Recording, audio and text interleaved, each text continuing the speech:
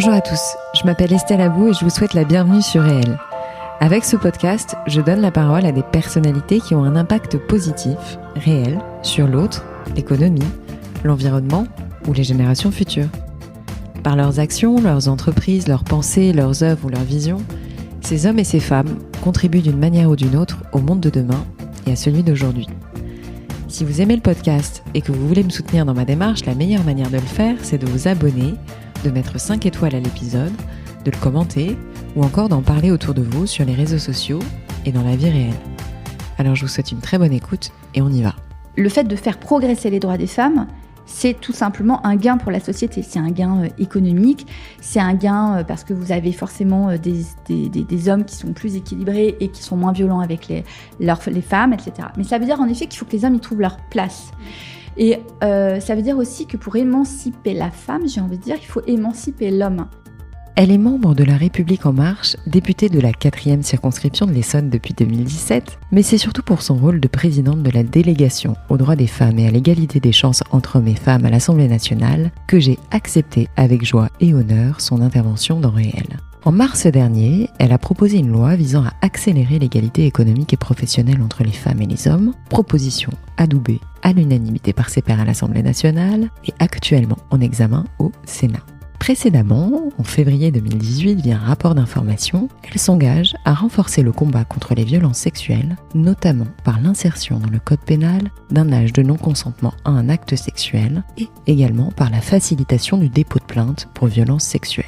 C'était important pour moi d'amorcer une nouvelle saison de Réel avec un épisode résolument humaniste et donc féministe.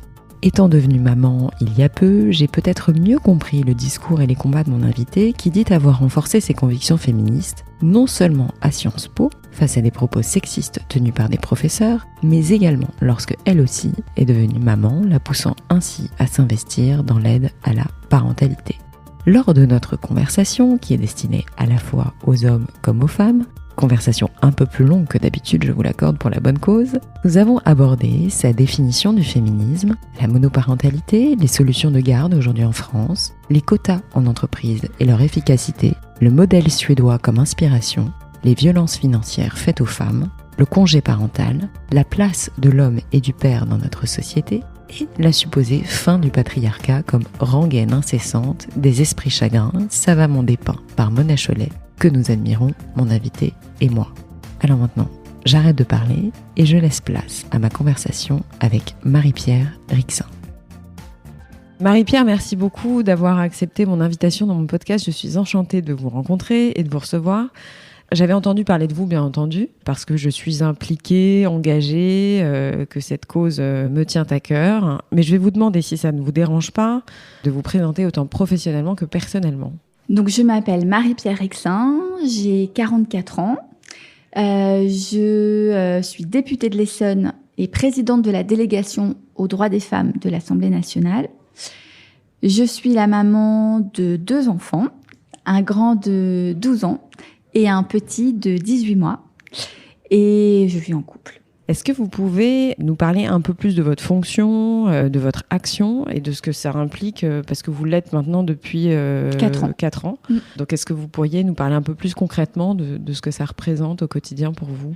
Au quotidien, c'est une triple vie. C'est un triple full-time. Parce que donc j'ai à la fois mon travail en circonscription pour le territoire dont je suis élue. D'où je suis élue, qui donc consiste à la fois à recevoir les particuliers qui ont besoin d'accompagnement, voire parfois d'assistance. Je dois également rencontrer les institutionnels locaux, à la fois sur des problématiques très larges qui vont des transports à la santé, au logement, à la sécurité, à la culture, enfin vraiment toutes les dimensions institutionnelles que l'on peut rencontrer à l'échelle nationale, donc à l'échelle locale. Je suis également donc à l'Assemblée nationale où nous avons un temps de lecture des textes qui est beaucoup plus étendu qu'auparavant, puisque généralement nous sommes mobilisés à l'Assemblée à minima du mardi au jeudi, voire vendredi, voire week-end, voire nuit aussi.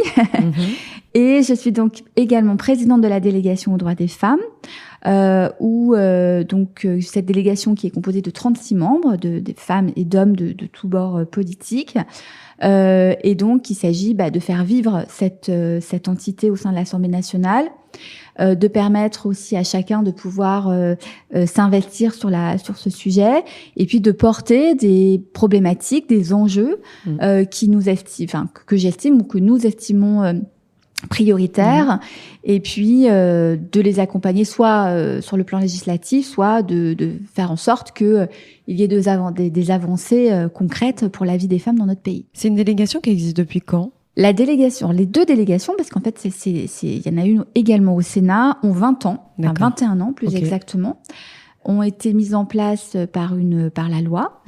Et donc c'est assez formel, c'est une entité. La loi indique qu'il doit y avoir le fonctionnement, membres, etc. Ouais. Et les 36 membres, en l'occurrence, c'est à part égale hommes-femmes ? Non, il n'y a pas autant d'hommes que de femmes. D'ailleurs, initialement, je pense qu'il devait y avoir à peu près que des femmes. C'est déjà bien qu'il y ait des hommes. Voilà, il y a de plus en plus d'hommes. Moi, j'aspire à ce qu'il y ait le maximum d'hommes. Donc, c'est vrai que j'ai toujours plaisir à recevoir des hommes au sein de la délégation. Et d'ailleurs, ceux qui y sont véritablement mobilisés pour le sujet, mais autant que les femmes d'ailleurs qui en sont membres. Je fais un tout petit retour en arrière sur votre parcours. Est-ce que vous pourriez nous le rappeler un tout petit peu, même si moi j'ai regardé et que je le connais de ce que j'ai pu lire, mais peut-être rappeler dans les grandes lignes ce qui vous a amené à là où vous en êtes en fait. Alors, je suis issue d'une famille où on faisait un peu de politique locale. Voilà, un grand-père, un père qui était conseiller municipal dans une petite commune du Cantal. Une famille qui était très consciente, en tout cas, du monde qui l'entoure et animée par la vie politique. Donc, on en parlait beaucoup à table, dans les repas de famille, au quotidien également. Moi, j'ai ensuite déménagé dans l'Essonne quand j'étais adolescente.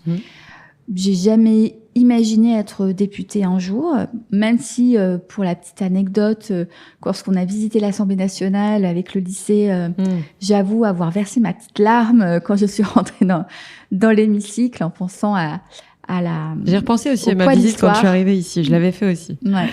Au poids de l'histoire, parce que c'est vrai que l'hémicycle a abrité de nombreux débats et on ne peut pas ne pas penser à Robert Badinter ou à Simone Veil, évidemment. Voilà. Donc c'est vrai que c'est toujours un moment... J'ai des frissons, rien que d'en parler. Voilà, donc c'était un moment privilégié. Donc pas vraiment d'aspiration politique. J'ai jamais été engagée dans un parti politique, je n'ai jamais milité. J'ai fait une formation classique, Sciences Po, et j'ai fait un DESS de vie parlementaire. Je savais même pas que ça existait. Voilà, c'était la 2e année d'existence à Paris 2.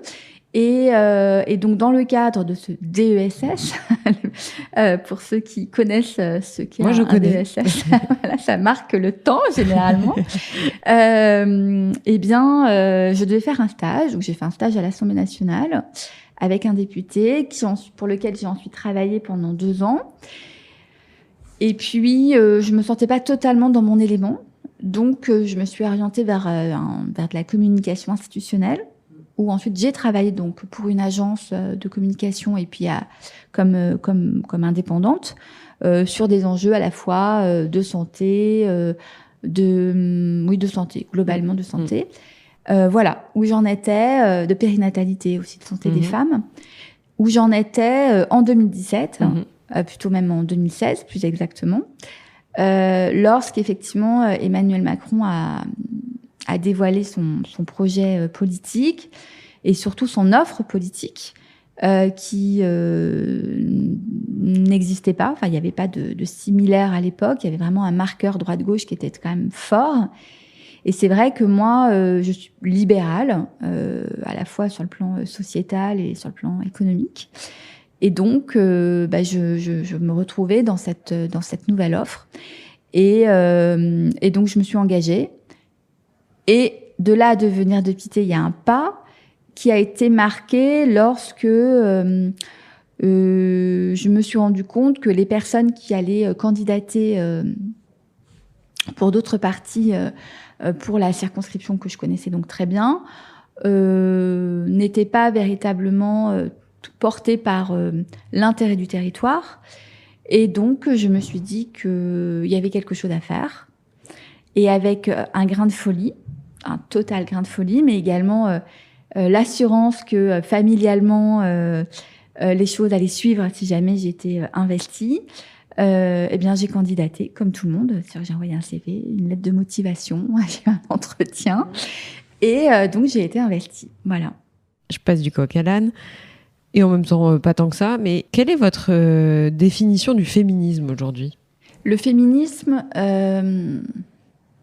pour moi, c'est véritablement deux entités. Et je trouve d'ailleurs que l'intitulé de la délégation aux droits des femmes, son intitulé exact, c'est Délégation aux droits des femmes et à l'égalité des chances entre les femmes et les hommes. Pour moi, c'est un diptyque sur lequel je me suis totalement appuyée durant mes travaux et qui correspond, je trouve, au féminisme. C'est à la fois défendre les droits des femmes, donc être en effet dans une logique de lutte, de combat, parce qu'un certain nombre de droits ont été acquis dans la lutte, le droit de vote, le droit à l'interruption volontaire de grossesse, etc. Et c'est également s'assurer que les deux composantes de l'humanité, et rappelons que les femmes sont 52% sur cette planète, eh bien, sont bien égaux l'un par rapport à l'autre. Or, aujourd'hui, ça n'est pas le cas. Il y a de fortes disparités politiques, économiques, sociologiques, culturelles, quand j'entends culturelle, de présence culturelle des femmes, etc. Et donc, c'est vraiment un enjeu à la fois de protection des femmes ou d'acquisition de nouveaux droits, et également de s'assurer que l'égalité qui est inscrite dans la loi, dans la Constitution, eh bien, reflète bien la réalité des femmes et des hommes dans leur quotidien, ce qui n'est pas toujours le cas. Donc le féminisme, c'est l'incarnation à la fois d'un état d'esprit, et finalement, je terminerai par ça pour dire que moi, lorsque j'interroge différentes personnes qui spontanément se diraient pas forcément féministes, au final, elles se disent toutes féministes. Comme quand on défend les droits humains, quand on défend l'égalité entre les individus, nécessairement, on défend le féminisme. C'est une valeur, en fait, le féminisme. C'est ça, qui pourrait être de l'humanisme. Absolument. Ouais. Vous avez présenté une loi à l'Assemblée nationale, je crois le 8 mars dernier, qui a été examinée un peu plus tard en mai, pour lutter techniquement contre les inégalités économiques et professionnelles. J'ai cru comprendre que cette loi avait été votée à l'unanimité à l'Assemblée nationale. Et comme vous venez de me le dire avant qu'on appuie sur le bouton start de l'interview, elle va certainement passer au Sénat. Est-ce que elle va passer oui, voilà. Elle va passer en toute légalité, elle passe au Sénat. Est-ce que vous pouvez nous parler des grandes lignes de cette loi ? Je ne vais pas vous demander de rentrer dans tous les détails parce qu'un projet de loi, c'est long. Mais voilà, les grandes lignes, les points saillants que vous voulez, sur lesquels vous voulez communiquer et qui sont importants pour vous. J'ai en effet déposé une proposition de loi. Une proposition de loi, c'est nécessairement, lorsqu'on veut en tout cas qu'elle soit adoptée, court. Parce qu'on a moins de temps pour discuter d'une proposition de loi que d'un projet de loi. On dispose de moins de temps. Donc à la base, il y avait 8 articles même plutôt précisément, donc plutôt court. Le principe, le point de départ, ce sont les inégalités économiques entre les femmes et les hommes. Où, vous le savez, on a à poste égal, à travail égal, formation égale, environ 8 à 10% d'inégalité de salaire entre les femmes et les hommes. Et 25% d'inégalité de revenus lorsqu'on intègre le temps partiel, les interruptions de carrière, le fait que les femmes sont moins rémunérées parce qu'elles vont vers des postes qui sont moins rémunérés, qu'elles ont accès à moins de responsabilités, et 40% au moment de la retraite. Alors c'est pas une problématique qui est franco-française. Je reviens de Suède où la problématique est en fait la même. C'est-à-dire qu'ils ont les mêmes inégalités de salaire et de revenus et de pension de retraite.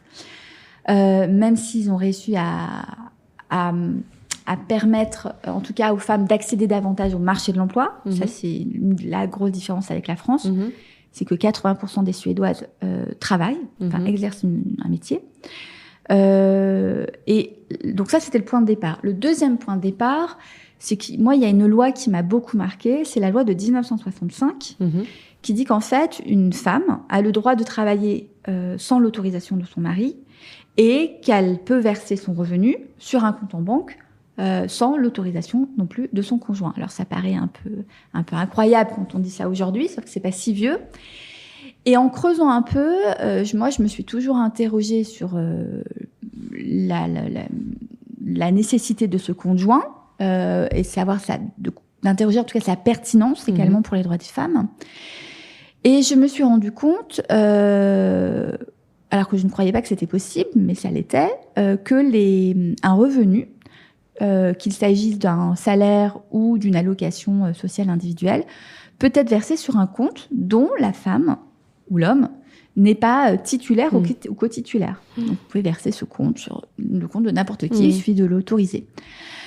Donc, ça implique effectivement parfois, dans certains couples, des violences économiques. Ça peut permettre, ça peut. Et puis symboliquement, la loi de 1965 n'était pas complètement parachevée puisque ce revenu, la femme pouvait ne pas en disposer spontanément comme elle souhaitait. Alors, ça n'empêche pas après des femmes de reverser cet argent librement, mais en tout cas, cet argent doit leur être versé à elles. Donc, ça a été mon point de départ. Donc, du coup, dans ce texte, il y a l'obligation de verser un revenu sur un compte dont on est titulaire ou co-titulaire. Il y a également le fait que, pour revenir au travail, moi, je suis absolument convaincue que le travail est une source d'émancipation pour les femmes. Bien sûr. Et d'autonomie économique. Et psychique aussi. Enfin, absolument à tout point de vue. Et puis, on sait aussi à quel point c'est déterminant lorsqu'il peut y avoir des violences. Bien sûr. Pour différentes raisons. Ça permet également de lutter contre la pauvreté des enfants, etc. Donc, c'est absolument nécessaire. Or, tout est fait aujourd'hui pour que l'évolution, en tout cas, du marché du travail est telle qu'il va forcément y avoir un certain nombre d'emplois, et on le voit déjà, qui vont être supprimés. Et ces emplois, en raison de l'automatisation, de la numérisation, par ailleurs en raison du Covid... sont souvent occupés par des femmes. Voilà, sont souvent occupés par des femmes. Donc l'impératif de formation, de pouvoir s'intégrer sur un marché du travail qui est en pleine mutation, et pour toutes. Donc aujourd'hui, lorsque vous travaillez, vous avez un compte personnel de formation, vous avez une petite cagnotte qui se met en place et qui vous permet ensuite d'avoir une formation et de pouvoir éventuellement changer de branche, d'être autonome également sur votre vie professionnelle. Et donc moi, ce que je voulais, c'est que pour toutes les femmes, ce soit possible, y compris pour celles que l'on appelle trop souvent femmes au foyer, et que pour celles qui n'ont pas forcément pu cagnoter sur ce compte personnel de formation. Donc voilà, donc il y a un article qui dit que toutes les solutions de formation doivent être proposées à toutes les femmes. Et donc ça signifie aussi que pour celles qui sont en situation de monoparentalité, il faut une solution de garde. Parce que contrairement à la Suède, nous n'avons pas encore de kindergarten, enfin de solution de garde obligatoire dès le plus jeune âge pour les enfants. Donc, il faut aller trouver une solution. Et donc, j'ai demandé en fait aux collectivités de prioriser les femmes en situation de monoparentalité. Ça, c'est la première partie du texte. Allez-y, continuez. Donc, la deuxième partie du texte, après, on en a beaucoup parlé, c'est la question des quotas. Pourquoi ? Parce que donc vous savez que il y a 10 ans, il y a une belle loi qui a été portée par une de mes prédécesseurs, Marie-Jo Zimmermann, et qui a imposé que dans les conseils d'administration des entreprises cotées en France, il y ait 40% de femmes. Il y en avait 18% à l'époque. Aujourd'hui, nous sommes à 46%. Nous sommes le deuxième pays en Europe après l'Islande. Nous sommes meilleurs que de grands pays, de grandes nations comme par exemple les États-Unis. ce qui a permis au conseil d'administration français d'être professionnalisé. Parce qu'il a fallu les recruter de nouvelles personnes. Et donc, ça a fonctionné. Et cette loi, on nous avait promis qu'elle allait ruisseler et que les comités de direction, que les comités exécutifs allaient faire pareil. Or, le fait est que ça ne s'est pas produit, qu'il y a toujours que 18% de femmes encore dans les CODIR et les COMEX des entreprises françaises, avec des écarts assez étonnants. C'est-à-dire qu'on va avoir des entreprises qui peuvent être au-delà des 40%. En moyenne, vous pouvez en avoir un gros pilier qui peuvent être autour des 36%. Vous en avez qui ont 0. Et vous avez également des entreprises ou des groupes qui, sur des segments équivalents, vont avoir pour certains 12% ou 18% de femmes, et pour d'autres 36%. Donc on voit bien que c'est pas seulement lié au fait qu'il y ait des secteurs à dominance masculine ou des secteurs à dominance masculine. C'est également la volonté de certaines entreprises, de certains groupes, de féminiser ou pas leurs équipes. Or, c'est, vous savez, ce sujet dont on parle régulièrement, qui est celui du plafond de verre, qui font que les femmes grimpent les étages, et puis à un moment donné, elles sont bloquées. Elles sont bloquées pourquoi ? Elles sont bloquées souvent en raison de la maternité, qui est un vrai sujet, parce que, par exemple, en Suède, ça n'est plus du tout un sujet, la maternité. Depuis 40 ans, ils ont résolu ce problème. En France, ça l'est encore. Donc, le congé paternité qui a été mis en place va permettre en tout cas, être un premier pas pour pouvoir résoudre le problème. Mais il n'empêche que elles sont toujours confrontées à ce fameux plafond de verre, ou ces parois de verre, d'ailleurs, également. Donc, le fait d'imposer un quota sur les CODIR et les COMEX, et sur les cadres dirigeants, pour leur permettre aux femmes d'accéder au CODIR et au COMEX. Donc, l'idée, c'est de faire en sorte que d'ici 10 ans, il y ait 40% de femmes dans les CODIR et les COMEX. Et donc, les choses vont se passer avec un tempo qui est raisonnable pour les entreprises. On va prendre en compte également les enjeux locaux de recrutement des entreprises. Et donc voilà. Et pour terminer, le fait également du financement des entreprises, on sait que les femmes ont moins accès au financement des entreprises. 2% seulement des entreprises financées par la Banque publique d'investissement sont dirigées uniquement par des femmes. Or, des femmes qui ont des idées étonnantes, qui développent des entreprises, il y en a énormément. Il y a également des start-upeuses extrêmement dynamiques et talentueuses dans notre pays qui sont confrontées de la même manière à un plafond, en fait, de financement, qui font que, en raison notamment de leur genre, elles n'ont plus accès à certains financements. Et donc, j'ai demandé notamment à ce que les comités d'investissement de la BPI soient paritaires. Sur ce point, j'avais interviewé une jeune femme qui s'appelle Valentine de Lastérie, qui fait partie d'une association qui s'appelle Sista, que vous devez connaître, et qui me parlait justement des barrières psychologiques chez les femmes. C'est-à-dire qu'elles s'imposent aussi une forme d'interdiction, elles ont une attitude, elles aussi, sur laquelle il faut peut-être travailler. Donc, ça va dans le bon sens d'avoir effectivement une loi qui les accompagne dans ce sens. Mais c'est vrai qu'il y a en parallèle beaucoup de travail psychologique aussi à faire auprès des femmes pour qu'elles osent, qu'elles essayent aussi de se sentir plus légitimes, même si on essaie de leur faire croire que c'est pas le cas. Mais du coup, je me permets cette petite parenthèse parce que ça me fait penser à cette interview qui était très intéressante. Est-ce que j'ai vu une notion, c'est l'index de l'égalité. Est-ce que vous pourriez nous en parler un petit peu ? Parce que je l'ai lu dans le texte de loi et j'ai trouvé ça très intéressant. Donc l'index de l'égalité, c'est un outil qui a été mis en place par Muriel Pénicaud en 2018, qui commence à faire ses preuves, que nous sommes en train d'évaluer à l'Assemblée nationale pour voir s'il produit les effets escomptés. Donc en effet, c'est intéressant parce que ça repose à la fois sur la réputation de l'entreprise, mais également sur le bâton, c'est-à-dire l'amende si les résultats escomptés ne sont pas au rendez-vous. Donc en fait, il y a 5 critères dans cet index de l'égalité. Donc par exemple, le fait qu'une femme bénéficie de la même promotion à l'issue de son congé maternité, de la même rémunération, le nombre de femmes parmi les 10 meilleures rémunérations de l'entreprise, évidemment l'égalité salariale. Donc il y a comme ça un certain nombre de 5. Et ces 5 critères composent une note globale sur 100. Et ces entreprises sont contraintes de publier chaque année leur note sur 100 le 1er mars.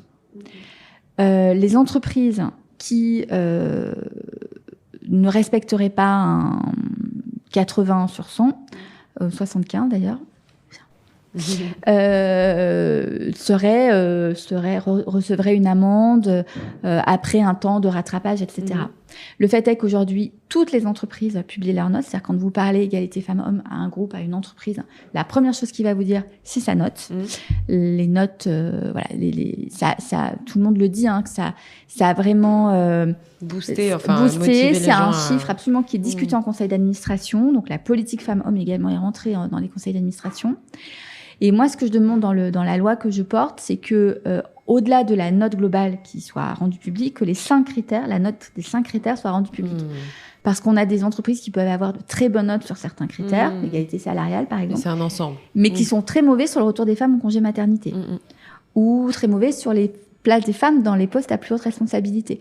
Donc, ça permettra d'affiner et d'ajuster les politiques RH en matière d'égalité femmes-hommes. En lisant le texte de loi, j'ai eu une petite luciole qui s'allumait dans mon esprit. Quid des femmes entrepreneuses, indépendantes, qui ne sont pas salariées de leur entreprise? C'est-à-dire que moi, je suis confrontée à ce sujet, parce que j'ai un petit bébé, que heureusement, mon compagnon est, lui, salarié de sa propre entreprise, donc je peux, dans le fonctionnement des crèches, c'est déjà, il faut essayer de comprendre le truc, mais voilà, déjà, j'ai pas eu de place en crèche municipale, bon, mais je tiens quand même à ce que mon enfant aille en crèche à partir d'un an et demi. Et là, donc, on m'a dit, il y a des places qui sont réservées à des gens qui sont salariés. Donc, soit de l'entreprise, soit salariés tout court. Et moi, j'ai pas ce statut. Donc, je me suis dit, mais mon Dieu, si j'étais seule avec mon enfant et que je n'étais pas salariée de ma propre entreprise, comment je fais? Parce que techniquement, alors je sais que ça représente pas non plus énormément de femmes, mais c'est vrai que je crois qu'on va plus dans un mouvement où les femmes vont devenir de plus en plus autonomes, au sens peut-être indépendantes, donc peut-être pas salariées, peut-être auto-entrepreneuses. Mais voilà, tout le monde n'est pas salarié de sa propre entreprise ou n'a peut-être pas les moyens d'avoir une société à responsabilité, enfin une SAS ou voilà. Et que la plupart se disent, tiens, je vais être auto-entrepreneuse, donc il y a un seuil. Voilà, on rentre pas dans tous ces détails, mais je me suis dit, tiens, à plus ou moins courte échéance ou moyenne échéance, peut-être qu'un jour les femmes vont se retrouver dans une situation où elles n'auront plus de place en crèche, où déjà je trouve que c'est costaud pour avoir une place en crèche, que c'est cher, enfin ça reste un coût. Si on n'a pas, voilà, donc je vous dis pas, enfin tout est un peu mélangé, mais j'ai pensé à ça et du coup je voulais en parler avec vous, indépendamment du texte de loi, hein, mais avoir votre avis sur ce sujet qui, à mon avis, va devenir un sujet de société, c'est-à-dire la femme indépendante qui n'est pas salariée. Alors, je sais d'autant plus... Et la gestion de ses enfants, enfin, je veux dire, c'est à ce niveau-là. Je sais d'autant plus de quoi vous parlez que moi, j'étais personnellement profession indépendante avant d'être députée et que j'ai eu un enfant également au début, d'ailleurs, 2-3 ans après le fait que j'ai adopté ce statut. Enfin, en fait, ça reste un statut. Alors, il y a 2 choses. Il y a la question du congé maternité qui me tient très à cœur parce que donc j'ai été mandatée par Édouard Philippe pour faire un rapport sur le congé maternité des indépendantes pour le mettre en œuvre. Et ça tombe bien parce qu'on est en pleine évaluation là en ce moment et on l'a mis en œuvre, mais ça fonctionne de manière pas toujours... on l'a voté, maintenant c'est un peu du mal à avancer dans les tuyaux. Donc ça, c'est un peu notre rôle aujourd'hui de contrôle de l'action du gouvernement. On a voté plusieurs choses. Je le rappelle parce que je crois que c'est important, parce qu'il y a un problème de communication aussi. Les femmes ne savent pas, en fait, méconnaissent leurs droits. Alors, c'est pas de leur faute à elles, c'est la faute aussi des services qui devraient leur communiquer leurs droits. Ça faisait partie de mes recommandations. C'est aussi au droit d'arriver aux femmes. Aujourd'hui, en fait, donc les femmes, d'abord indépendantes, ont un droit au congé maternité en termes de durée aligné sur celui des salariés. La deuxième chose, c'est que pour l'avoir été, je sais qu'on ne peut pas comme ça arrêter de travailler pendant 3 mois. Enfin, c'est compliqué parce que, en tout cas pour certaines, c'est compliqué parce que on peut avoir besoin de répondre à un mail, on peut avoir besoin de faire un devis, on peut avoir besoin pour une avocate d'aller plaider un dossier, on peut avoir 10 000 choses, des colliers à vendre si on a un site de vente d'objets, etc. Bon. Ça a été un petit peu compliqué de faire comprendre cela, mais en fait, j'y suis arrivée. Et donc, aujourd'hui, on a, dans le congé maternité des indépendantes, les femmes peuvent, après 6 semaines d'arrêt, parce que le congé maternité, c'est d'abord un congé de protection de la santé de la mère et de l'enfant. Donc 6 semaines après, vous êtes arrêté complètement. Vous avez, et je crois que 6 semaines, on peut dire à un client, dans 6 semaines, je peux plaider un dossier, je peux venir à une réunion. 6 semaines, c'est le temps que le bébé commence à prendre le rythme du bébé. Donc 6 semaines après, on peut travailler jusqu'à 2 jours par semaine et récupérer ces 2 jours à l'issue du congé maternité. D'accord. Ça, c'est la première chose. La deuxième chose, c'est qu'il y a normalement un report de charge automatique. C'est-à-dire que vous êtes enceinte, vous n'avez pas à demander un report de charge de cotisation sociale. Celles-ci doivent vous être reportées automatiquement, sans majoration, à l'issue du groupe. Parce que, évidemment, les indemnités journalières sont là pour financer votre revenu à vous. Imaginons, vous prenez l'exemple d'une femme célibataire. Il faut que ces indemnités journalières lui permettent de vivre et non pas de payer des cotisations sociales. Donc, avec un report dans le temps, sur 2 ans, etc. Maintenant, si la femme veut régler ses cotisations, elle le peut aussi, mais c'est un report automatique. Donc, on a adopté ces principes-là. Sur la période du Covid, je le dis aussi parce que c'est un sujet d'actualité. Le président a donné son accord la semaine dernière, le président de la République, dans le calcul des indemnités journalières. On va également revoir le calcul de manière à ce que des femmes qui seraient à la fois en reprise partielle d'activité via la création d'une entreprise et également bénéficieraient de l'ARE, de l'allocation de retour à l'emploi. Cette ARE doit évidemment être pris en compte dans le calcul du congé maternité parce que forcément cette ARE est un revenu est un revenu. Donc on avance et je crois qu'on avance dans le bon sens. Concernant la question de la garde, c'est un vrai sujet sur lequel moi je bataille pour que notamment dans le pool des crèches entre guillemets privées, les personnes en situation libérale, c'est un statut encore une fois, c'est pas un métier, puissent évidemment bénéficier d'une place en crèche. Et ça concerne d'ailleurs les femmes comme les hommes parce que on sait à quel point aujourd'hui le statut d'indépendant croît, et pas seulement en France parce que c'est aussi un mode de vie, une manière de concilier sa vie personnelle et sa vie professionnelle. Et donc évidemment que ça doit être pris en compte. Donc là sur ce point, on doit encore avancer, mais je vous rejoins. On en reparlera peut-être plus tard. Avec plaisir. Est-ce que vous avez eu des retours justement des quotas ? C'est-à-dire que je remets pas du tout en question la loi, mais est-ce que techniquement parlant pour une femme, une fois, imaginons qu'elle accède justement à ce poste auquel elle n'aurait pas accédé sans quota, je suis toujours curieuse de savoir si ça se passe bien. En fait, si globalement, on met pas une pression aux femmes supérieure du fait qu'elles soient intégrées par obligation. Une sorte de pression inconsciente. Alors, est-ce qu'on se la met ? Est-ce qu'on la subit ? On ne sait pas. Mais le fait que les femmes soient poussées, en fait, ou poussent les portes ou soient poussées, mais je me suis toujours interrogée sur la capacité à vivre ça, parce que finalement, ça met une double pression. Donc, on est fiers, on est content, tout va bien.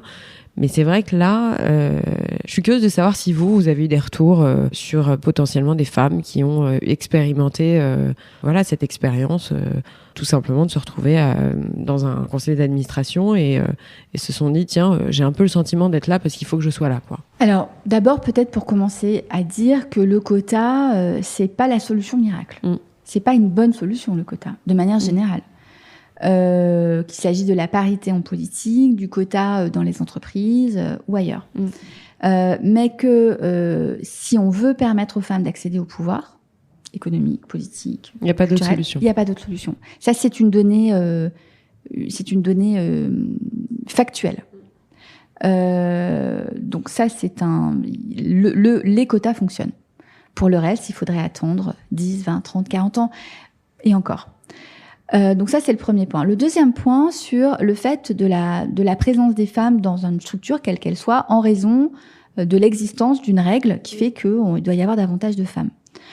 Moi, je vous dirais que je suis probablement peut-être une femme quota. Pourquoi ? Parce que Emmanuel Macron, quand il a demandé aux partis politiques qu'il était en train de fonder, enfin aux équipes du parti politique qu'il était en train de fonder, a dit qu'il souhaitait que dans le groupe qu'il aurait à l'Assemblée nationale, il voulait qu'il y ait autant de femmes que d'hommes. Donc c'était pas uniquement investir autant de femmes que d'hommes, c'était se dire telle circonscription, est-ce qu'on a des chances de la gagner ou de la perdre, etc. Pardon. Et donc de calculer en fonction de la possibilité de gagner ou pas tel ou tel territoire, le fait qu'il fallait qu'in fine, il y ait autant de femmes que d'hommes. Donc je pense qu'ils ont dû bien se creuser la tête. Le fait est qu'on est un groupe paritaire. Donc peut-être que au final, je sais pas quand, à quel moment mon sort a été joué, comment, dans quelles conditions, je n'en sais rien. Mais peut-être que j'ai pris la place d'un homme. Mais peut-être qu'il y a des hommes aussi qui prennent la place des femmes depuis très longtemps, en fait. Vous voyez ? Et le fait est que, et ça je réponds à votre question sur le sentiment de légitimité, en fait. C'est la question que vous me posez. Moi, ce que je pense qu'il faut dire et répéter, c'est qu'en fait, une femme est toujours aussi légitime qu'un homme. Toujours. Quelles que soient les circonstances pour lesquelles elle est là, on n'a jamais interrogé la légitimité des hommes. Jamais on s'est demandé si un homme était à sa place, même un homme très mauvais, dans les fonctions qu'il exerce, on n'a jamais interrogé cette légitimité-là, en fait.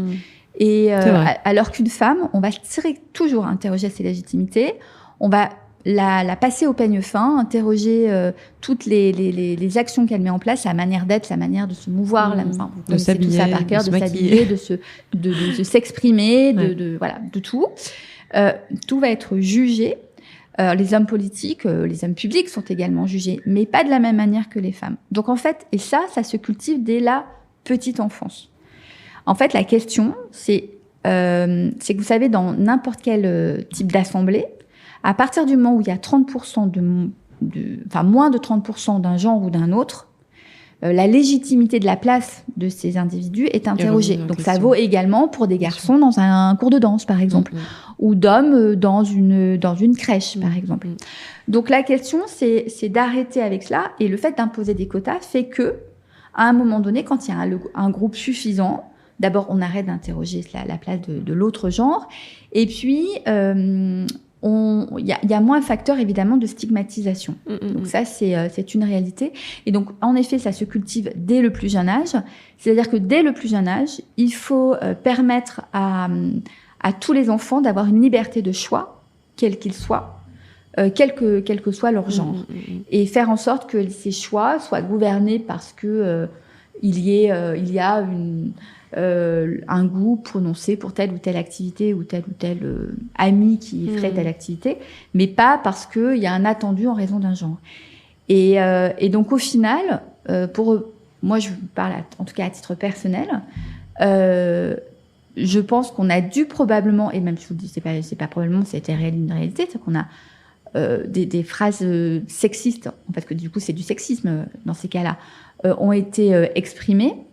Mais je l'ai jamais pris sous le biais du genre. C'est-à-dire que je pars du principe que c'est juste une impossibilité qu'on me reproche d'être à ma place en raison de mon genre, qu'on me reproche d'être là en raison de mon appartenance politique, de mes idées, de mon action, de mes résultats. Ça ne me pose aucune difficulté.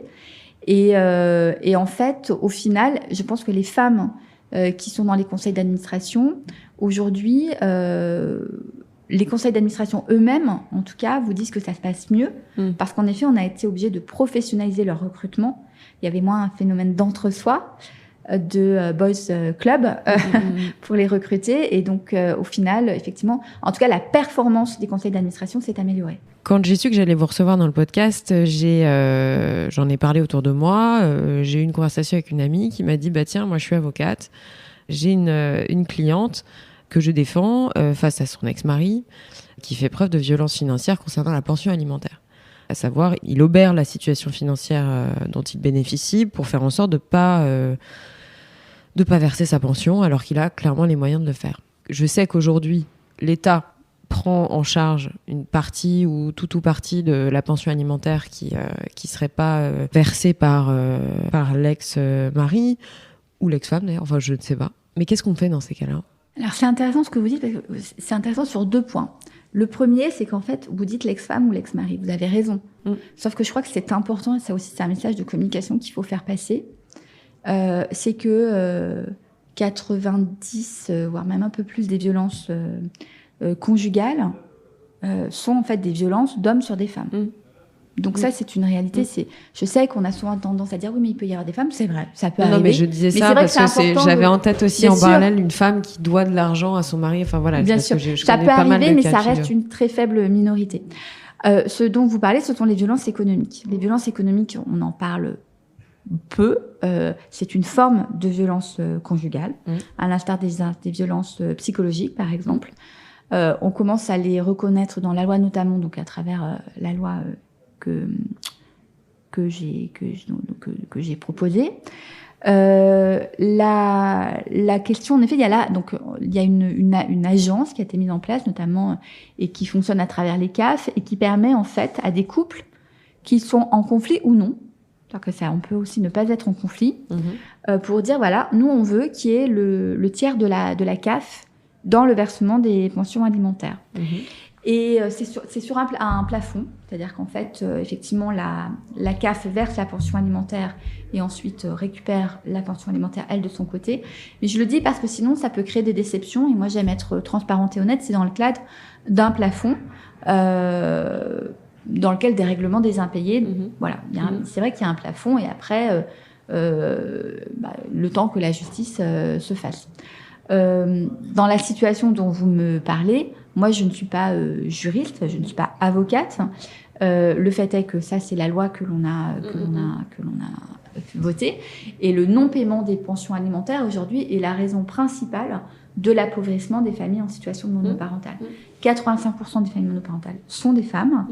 Et c'est une source majeure d'appauvrissement des familles monoparentales. C'est la raison pour laquelle on a mis en place ce système d'ARIPA, et qui permet donc aux femmes de faire appel directement à leur CAF.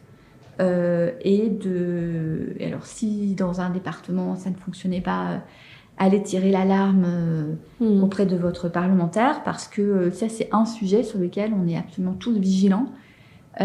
Aujourd'hui, il peut y avoir des dysfonctionnements liés à un territoire, ça peut arriver, mais normalement, ça fonctionne. J'ai entendu récemment Alain Finkielkraut qui disait que le patriarcat était mort.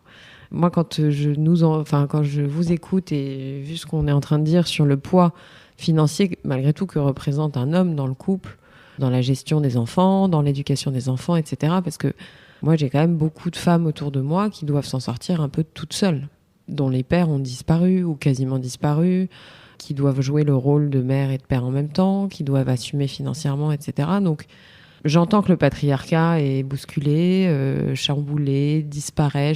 J'ai pas d'avis sur la question, mais vous en pensez quoi ? Voilà, d'affirmer que le patriarcat disparaît. D'abord, je l'ai dit sur les réseaux sociaux, et donc je le redis là. J'ai trouvé, j'étais en Suède quand cette interview a eu lieu sur France Inter un matin, mais j'ai trouvé extrêmement violent qu'on impose, et on sait à l'avance ce qui va être dit par tel ou tel, qu'on impose une énième fois un propos qui a été déjà véhiculé à de nombreuses reprises sur une heure à grande écoute le matin, lorsque les femmes courent pour préparer leurs enfants avant d'aller au travail. J'ai trouvé ça extrêmement violent. Ça, c'est le premier point. Le deuxième point, en fait, le patriarcat, on peut en parler de manière différente. Moi, je suis pas une association féministe, je ne suis pas activiste. Mais la réalité, c'est que, en fait, depuis, et il y a énormément de chercheurs notamment de sociologues qui ont présenté cela. Le fait est que il y a eu une répartition des rôles qui a été opérée il y a 2000 ans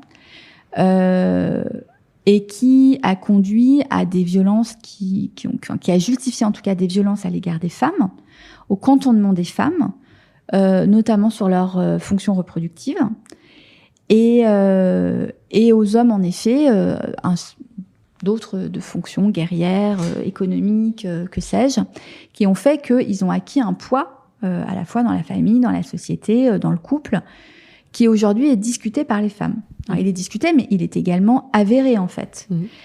Et Et donc le patriarcat, c'est pas uniquement une référence au père, hein. C'est une référence à la domination masculine, qui est une réalité qui se vit à travers les chiffres des violences faites aux femmes, qui n'est pas une réalité uniquement franco-française, hein. En Suède, par exemple, ils ont un regain des violences faites aux femmes, malgré une société qui est paritaire, parce que cette répartition des genres et cette violence parfois qui s'exerce, et pas de la part de tous les hommes. Moi, dans mon entourage, j'ai de la chance de n'avoir aucun homme violent. Je n'ai jamais été confrontée moi-même à un homme violent.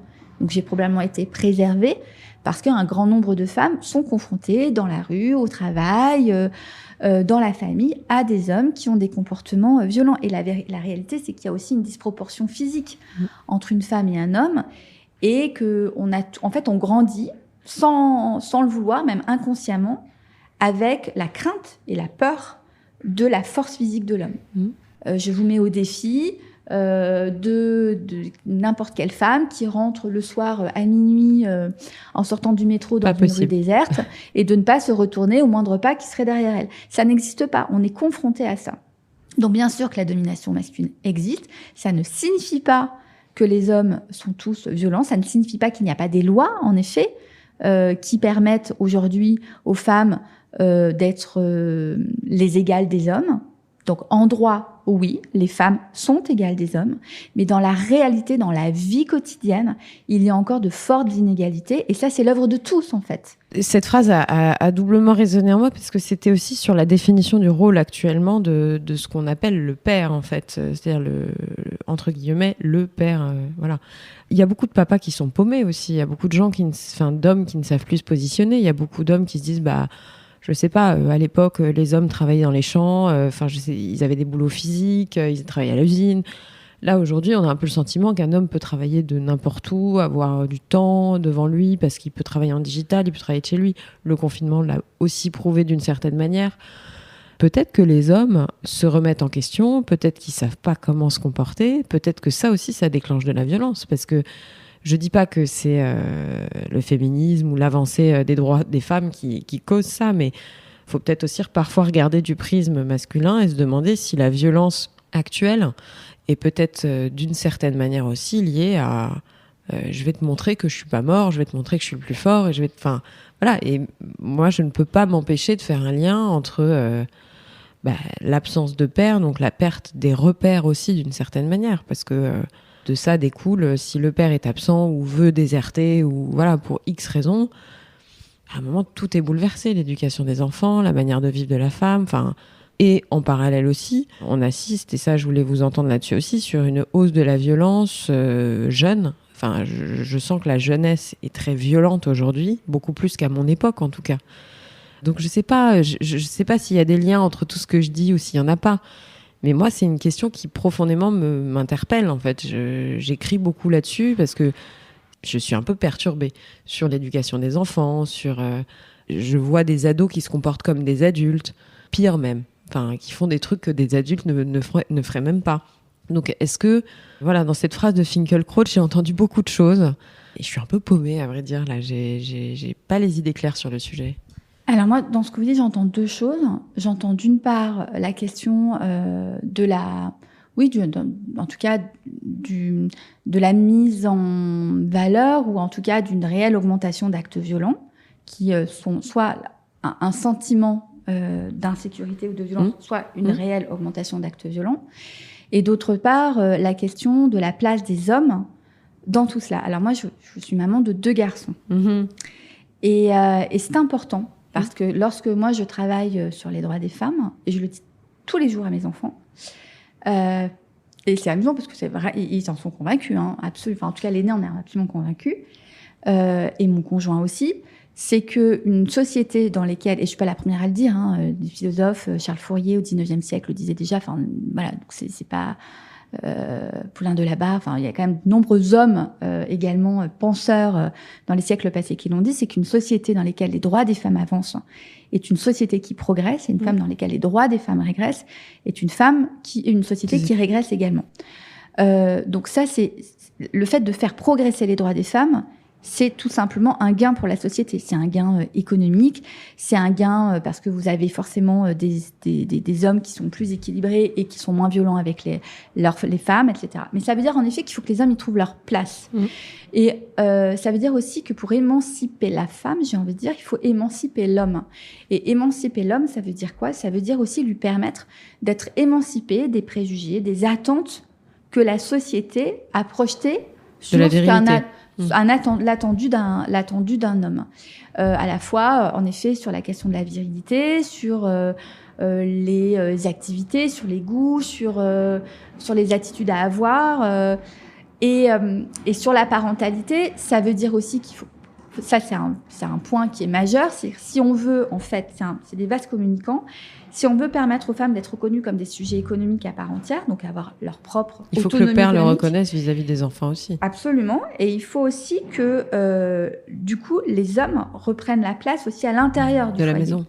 En fait, historiquement, à l'ère agraire, j'ai envie de dire, les hommes voyaient autant que leurs femmes les enfants. Ils travaillaient tous au champ. Enfin, moi, mes grands-parents, qui étaient agriculteurs, voyaient autant les enfants.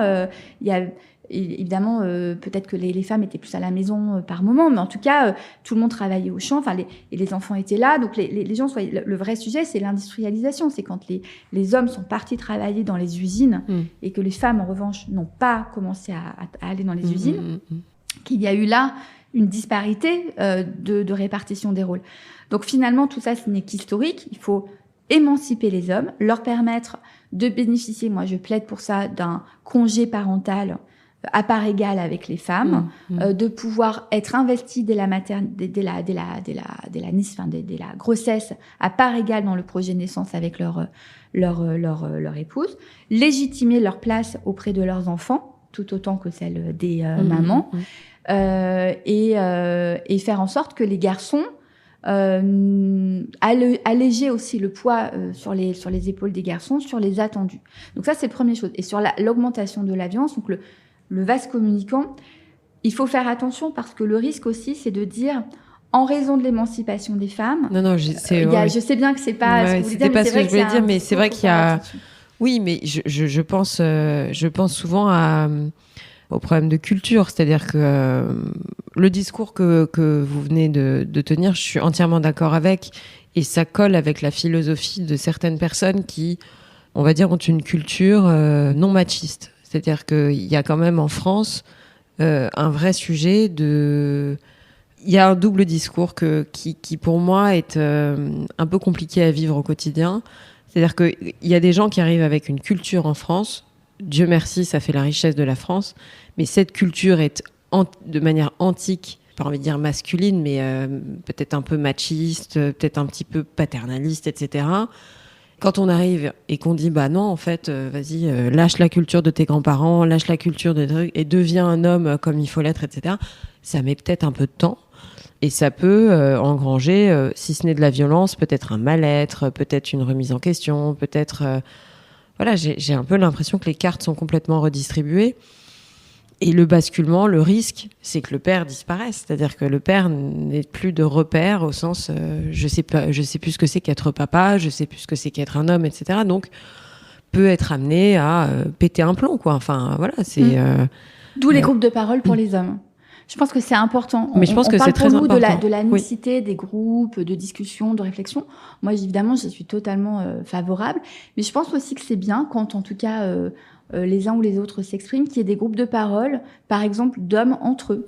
Et les associations qui travaillent sur les violences faites aux femmes et qui accompagnent les auteurs de violences, parce que moi, je suis absolument convaincue, et je l'ai vu sur le terrain, que si on ne s'emploie pas à travailler auprès des auteurs de violences, on ne résoudra jamais le problème. Bien sûr, sur les causes. Absolument, et oui, et puis sur le chemin. C'est-à-dire que si une femme qui est victime de violence, elle peut être victime de violence pendant 30 ans, parce que c'est sans fin, et si on n'arrive pas à soigner, entre guillemets, le mal violent, eh bien, ça peut perdurer comme ça très longtemps.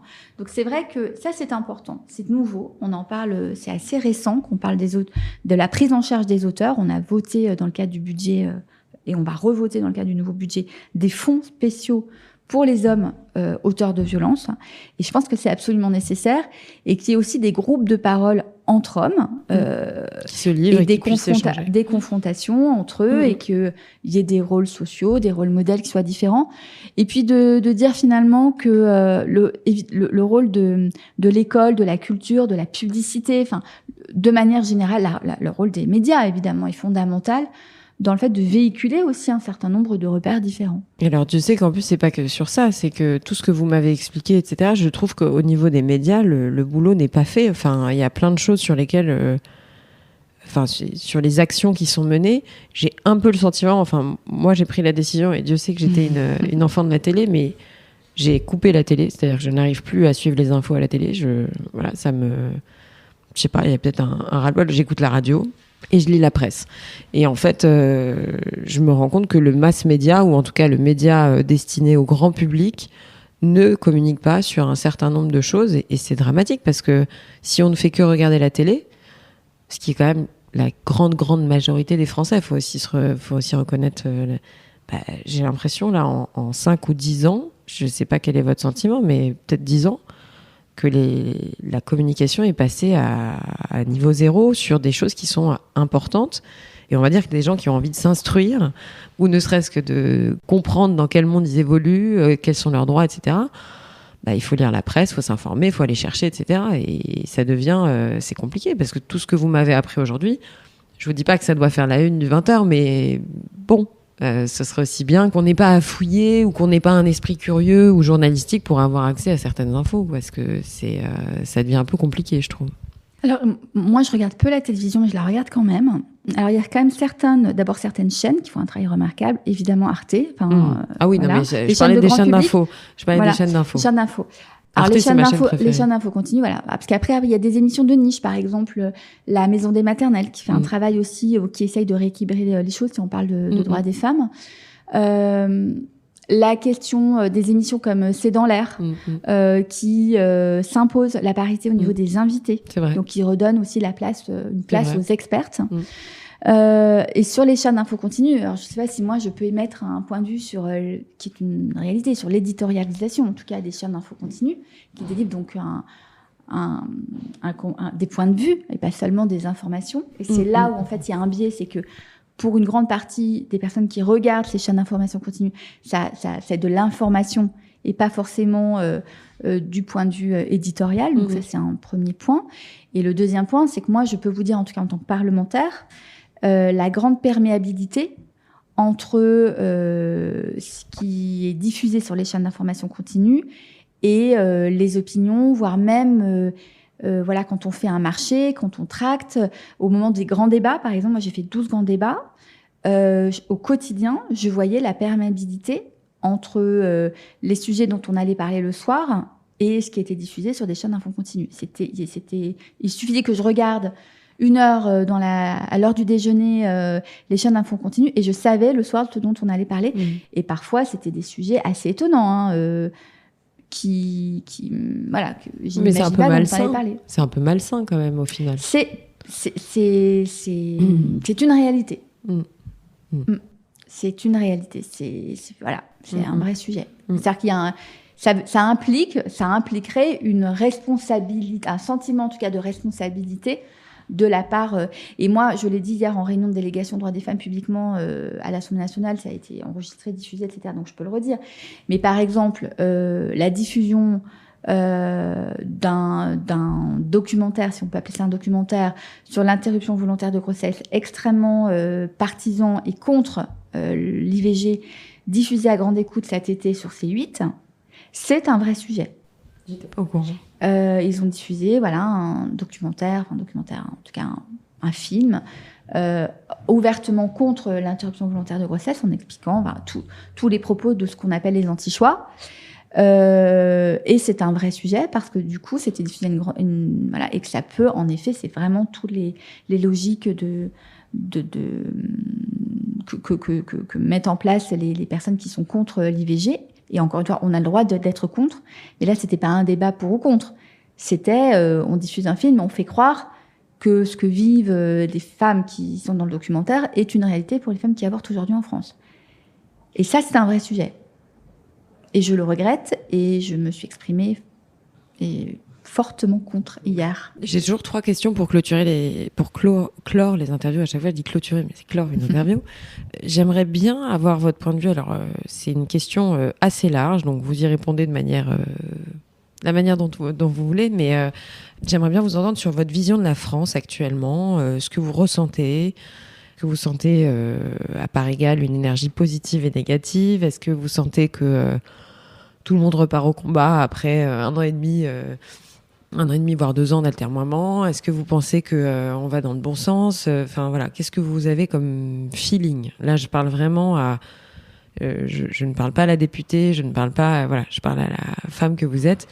Qu'est-ce que vous ressentez? Je pense surtout que nous sommes un pays qui ne mesure pas les opportunités, les richesses que nous avons. C'est-à-dire qu'on regarde toujours le verre à moitié vide et jamais le verre à moitié plein.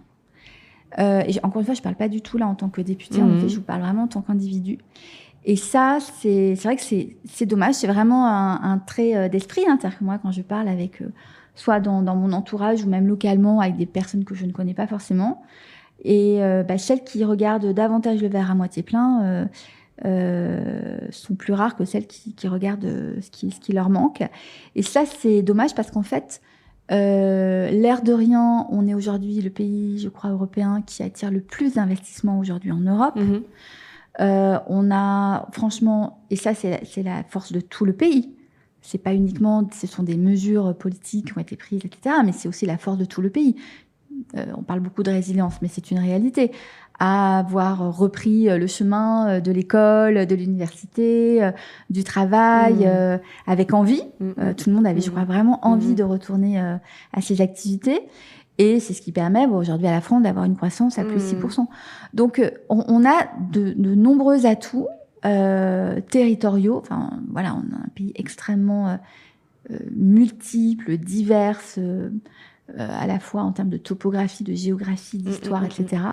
Et je crois qu'il faut qu'on mesure la richesse qui est la nôtre, et de manière, et là c'est plus la députée qui parle, sans étiquette, mais la députée, c'est que on est également riche d'un certain nombre de textes, de lois, d'avancées, qui sont de beaux cadeaux qui nous ont été livrés par nos prédécesseurs, et à nous aussi de les préserver et de les faire émerger et de faire en sorte que ça s'inscrive dans la réalité des gens. Ça, c'est, voilà. Les 2 autres questions, c'était un coup de cœur et un coup de gueule. C'est toujours mes 2 questions de fin d'interview. Alors, vous n'êtes pas obligé d'en avoir. Le coup de cœur, ça peut être un livre, une pièce de théâtre, un film, une rencontre, un musée, enfin peu importe. Et puis le coup de gueule, c'est un coup de gueule. Alors le coup de cœur, il date un peu, mais il est de l'année en cours. C'est un film qui s'appelle Gargarine.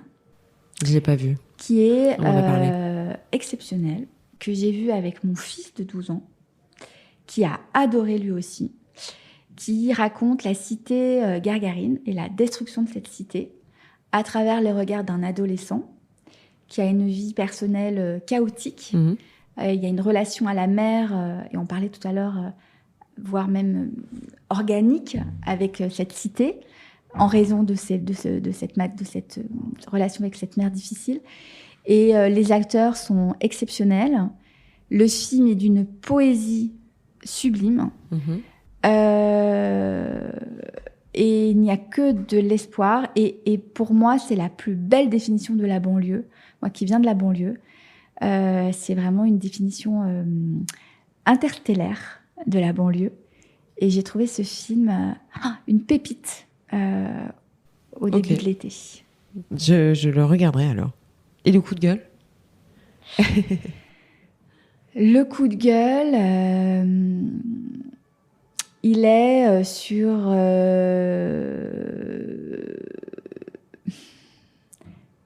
Le coup de gueule, j'aurais évidemment envie de parler des femmes afghanes, mais là je pense que ça dépasse le coup de gueule. Il est sur les esprits chagrins.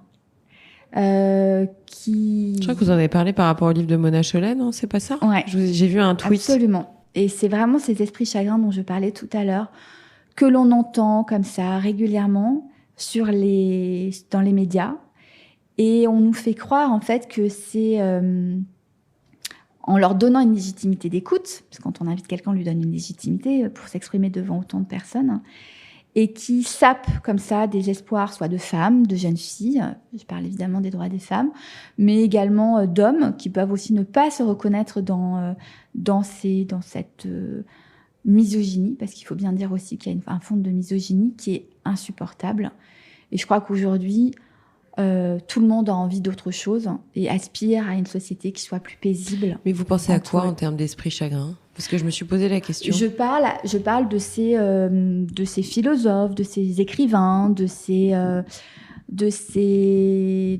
parfois hommes politiques aussi, ou de ceux qui voudraient être hommes politiques qui ne le sont pas encore, et qui assènent comme ça une vision de la France extrêmement rétrograde, rabougrie, triste, grise, poujadiste, faut bien le dire aussi, misogyne, parfois raciste, antisémite, et qu'on n'a pas du tout envie. Je crois que les nouvelles générations n'aspirent pas à cela. En fait, aujourd'hui, on a envie aussi de paix dans le dialogue intergénérationnel entre les sexes, entre les individus, et qu'après ce qu'on a vécu tous ensemble pendant 18 mois, je crois qu'on a le droit aussi à avoir un peu de paix dans la manière dont on échange les uns avec les autres. Et de jovialité. Et de jovialité, absolument. Marie-Pierre, merci beaucoup pour ce moment qu'on a partagé ensemble. Est-ce que vous voulez ajouter quelque chose, une question que je vous ai pas posée, quelque chose, un message que vous voulez faire passer voilà, juste s'il y a une chose qu'on n'a pas abordée pendant l'interview et que vous aimeriez ajouter. Non, pas particulièrement, mais vous remercier pour votre invitation. Et pour permettre aussi des discussions sur un temps long. C'est rare aujourd'hui et précieux. Je ne couperai pas une minute. Merci beaucoup et à bientôt et bonne continuation. Merci.